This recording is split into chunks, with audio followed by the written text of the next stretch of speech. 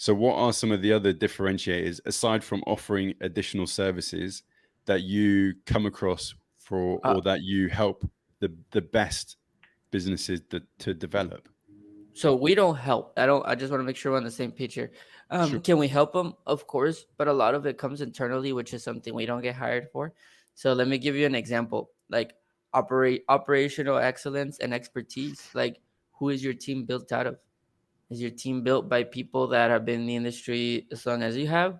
Or did you go and hire top of the top dogs to say, hey, look, all together we've been in the industry for 300 years, managed over 50 million square feet.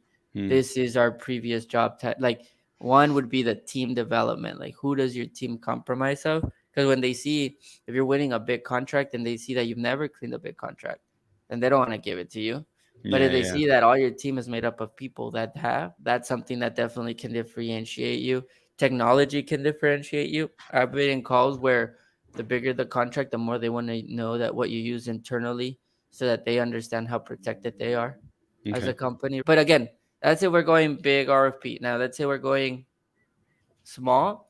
Alex Ramosi says it's best, like, play the game that you have now. So when you're small, you get to say, like, I will literally be on response within you call me and here's my number and I got you. And that's Yeah. something a big company can't promote or can't provide.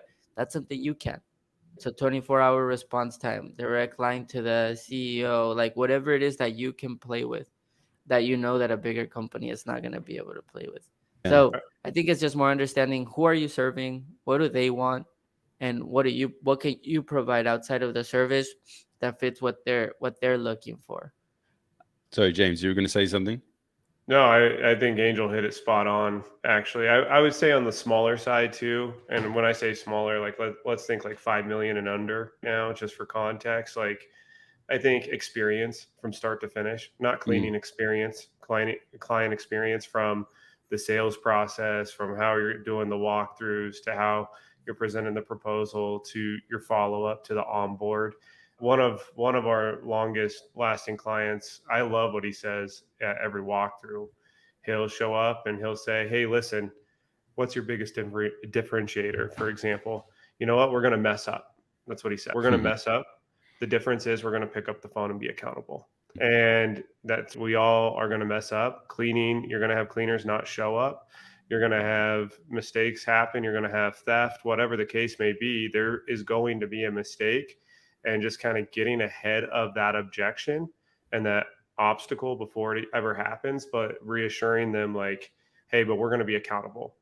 He talks about like the 3 R's: be responsive, build the relationship, and ultimately give the end result, a clean facility. So like, you don't have to like overcomplicate this if you're a smaller company.